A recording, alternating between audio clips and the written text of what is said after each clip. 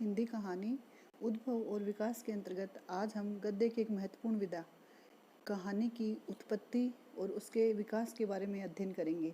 जैसा कि हम जानते हैं, हिंदी कहानी गद्य की एक महत्वपूर्ण विधा मानी जाती है और गद्य की शुरुआत हिंदी साहित्य में आधुनिक काल से मानी जाती है। यद्यपि हिंदी साहित्य का प्रारंभ 1000 ईस्वी के आसपास हो गया था, फिर भी साहित्य के क्षेत्र में गद्य की जो विभिन्न शैलियाँ हैं, जैसे कहानी, नाटक, उपन्यास या यात्रा वृत्तांत, संस्मरण, डायरी शैली, आलोचना आदि सभी विधाओं का विकास आधुनिक काल में माना जाता है।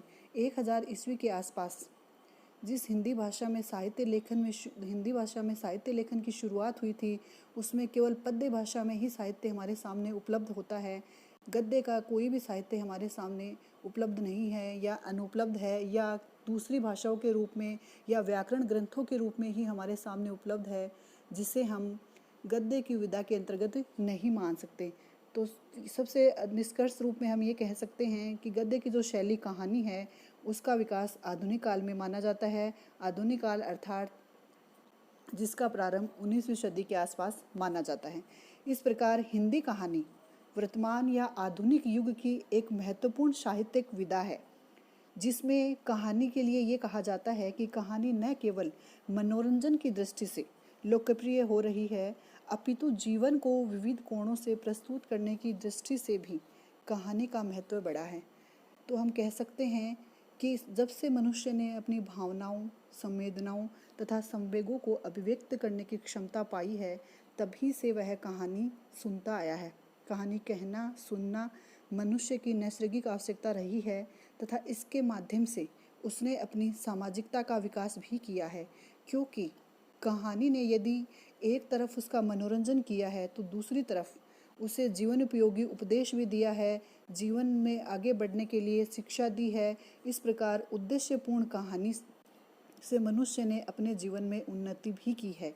इस प्रकार कहानी को हम विभिन्न परिभाषाओं के आधार पर देखें तो सर्वप्रथम प्रमुख कहानीकार जो हैं या कहानी के क्षेत्र में जो कहानी सम्राट के नाम से जाने जाते हैं, प्रेमचंद, उनके अनुसार सबसे उत्तम कहानी वह है जो किसी मनोवैज्ञानिक सत्य पर आधारित हो। बाबू गुलाब राय के अनुसार कहानी वह ध्रुपद की तान है जिसमें गायक महफिल शुरू होते ही अपनी संपूर्ण प्रतिभा दिखा देता है तथा एक ही क्षण में चित्र को इतने माधुर्य से परिपूर्ण कर देता है जितना सुख हमें पूर्ण संगीत में भी प्राप्त नहीं होता।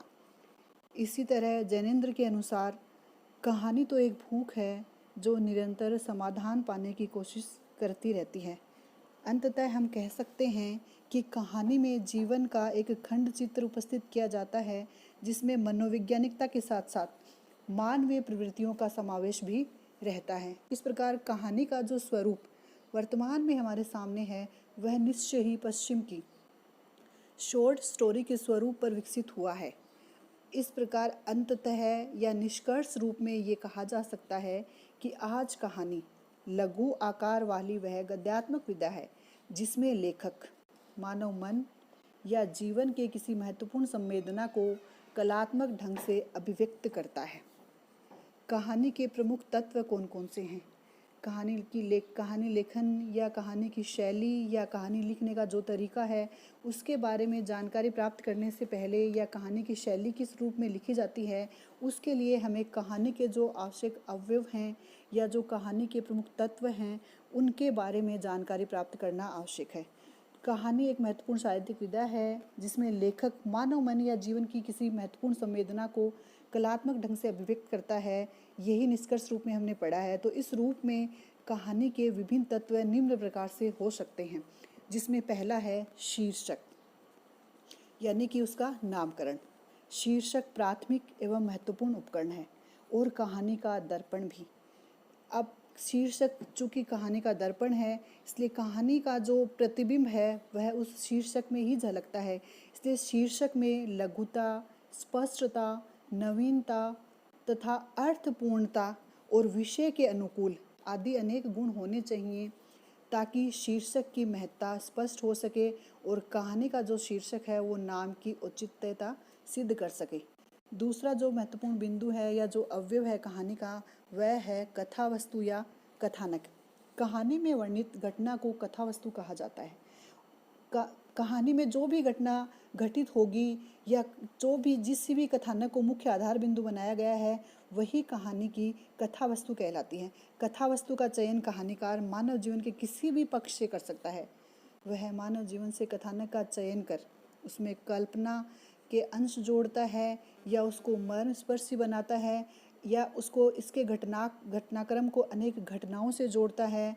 वह कथानक को कल्पनाशीलता से जोड़कर संभाव्य और रोचक बनाते हुए अपनी मौलिक दृष्टि प्रदान करता है। इस प्रकार इन दृष्टियों से देखा जाए तो कथा वस्तु में या कथानक जो कहानी का होता है उसके महत्वपूर्ण बिंदु क्या होने चाहिए, वह है संभाव्यता, यानी उसमें संभावना होनी चाहिए, वह काल्पनिक ना प्रतीत हो, उसमें रोचकता, भाव तरंग का संघर्ष आदि गुण होने अपेक्षित माने जाते हैं।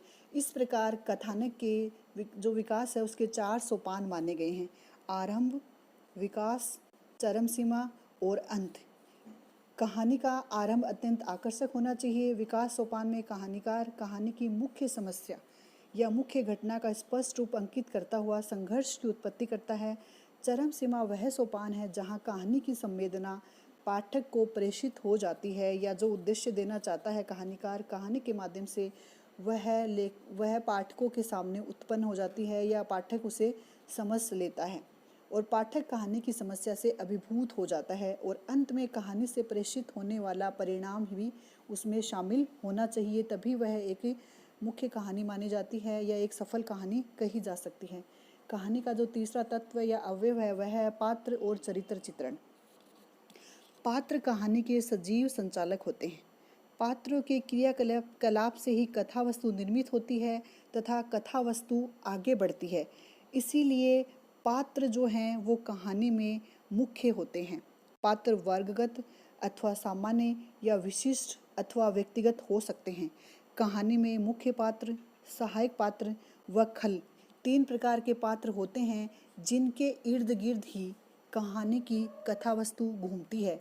इसलिए पात्रों के चयन में कहानीकार को अत्यंत ही सावधानी बरतनी पड़ती है, क्योंकि यदि पात्र सजीव, स्वाभाविक तथा वास्तविक जीवन के सुख दुख झेलने वाले हैं तभी उनका तादात्म्य या तभी उनका पाठकों के साथ जुड़ाव हो पाता है, अन्यथा कहानी हमें काल्पनिक सी लगने लगती है। इसलिए पात्रों के चरित्र चित्रण में या उनके चरित्र चित्रण में अनुकूलता, स्वाभाविकता तथा अंतर्द्वंद्वता के गुण होने एक सफल कहानी के लिए आवश्यक हैं। कहानी का चौथा तत्व है संवाद या कथोपकथन।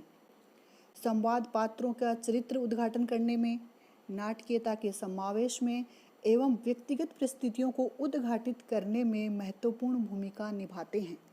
इस प्रकार कहानी में संवादों का अत्यंत ही महत्वपूर्ण योगदान होता है या उनकी एक महत्वपूर्ण भूमिका होती है। सरलता, रोचकता, संक्षिप्तता संवादों को सहज ही ग्राह्य बनाते हैं, जिससे पाठक तुरंत ही कहानी की विषय वस्तु को समझ लेते हैं।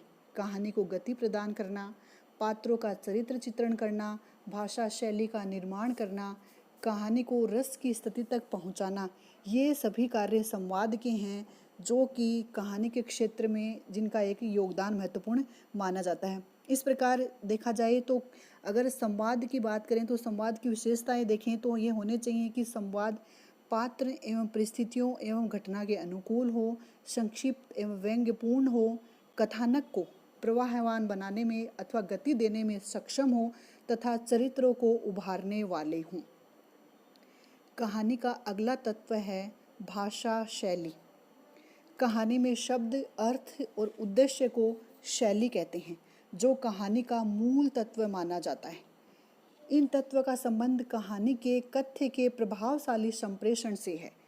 कहानीकार की सफलता इसी में है कि कहानी को इस प्रकार से प्रस्तुत किया जाए कि पाठक पर उसका अपेक्षित प्रभाव पड़े।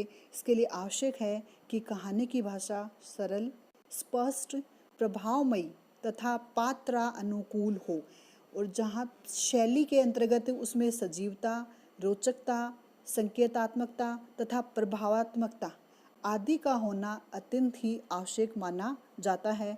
इसलिए भाषा शैली का भी कहानी के क्षेत्र में अपना एक अलग ही योगदान होता है। इस प्रकार कहानी जो भाषा शैली का जो प्रथम गुण है उसे हम कह सकते हैं या समझ सकते हैं कि महत्वपूर्ण कहानी या जो प्रसिद्ध कहानी है उसका प्रथम गुण सहज सुबोधता तथा रोचकता या पात्र अनुरूपता होना ही मुख्य उसे विशिष्ट बनाता है। कहानी का अगला तत्व या अगला बिंदु है देश काल या वातावरण। स्थान और समय की पृष्ठभूमि देश काल का निर्माण करती है। सामाजिक एवं प्राकृतिक वातावरण के साथ आंतरिक व बाह्य वातावरण का चित्रण देश काल से ही होता है। देश काल में कहानी की घटनाएं घटित होती हैं और पात्र समास लेते हैं। निष्कर्षतः वातावरण का अर्थ है उन सभी परिस्थितियों का चित्रण करना जिनमें कहानी की घटनाएं घटित हो रही हैं तथा जिनमें कहानी के पात्र सांस ले रहे हैं। पात्र और उनके चारों ओर पदार्थों का संबंध बहुत गहन होता है और उनका चित्रण न केवल पात्र की मानसिक स्थिति को उद्घाटित करने में सहायक होता है अपितु सही वातावरण किसी भी कहानी को विश्वसनीय और प्रसिद्ध बनाता है। इस प्रकार देश काल और वातावरण के अंतर्गत कहानी की विभिन्न घटनाएं घटित होती हैं। कहानी का अंतिम जो अवयव है या अंतिम जो तत्व है वह है उद्देश्य। हर कहानीकार का एक उद्देश्य होता है। किसी न किसी उद्देश्य को सामने रखकर वह अपनी कहानी की रचना करता है। इस प्रकार कहानी पाठक का मनोरंजन तो करती ही है, परंतु कहानी के माध्यम से लेखक जो कुछ कहना चाहता है अथवा समाज को जो मार्गदर्शन पात्र या देश काल से देना चाहता है वही उसका उद्देश्य है। मनोरंजन के साथ साथ आदर्श की स्थापना, यथार्थ चित्रण, मनोविश्लेषण, समस्या का चित्रण आदि कोई ना कोई उद्देश्य लेखक के समक्ष उपस्थित होता है। उसी को लेकर वह अपनी कहानी की रचना करता है। यदि वह पाठक के समक्ष आज की विकट परिस्थितियों का चित्रण कर उनके प्रति पाठक को जागरूक बनाता है तो भी ये मान सकते हैं कि उसे लक्ष्य की प्राप्ति हो जाती है, अर्थात कहानी सौद्देश्य पूर्ण है। इस अंततः निष्कर्ष रूप में हमने कहानी के जिन तत्वों का अध्ययन किया है या कहानी के जो मुख्य अवयव माने गए हैं उसके अंतर्गत प्रमुख अवयव है शीर्षक, दूसरा है कथावस्तु, तीसरा पात्र और चरित्र चित्रण, अगला संवाद, भाषा शैली, देश काल, अंतिम उद्देश्य। ये कहानी के प्रमुख तत्व या अवयव माने जाते हैं।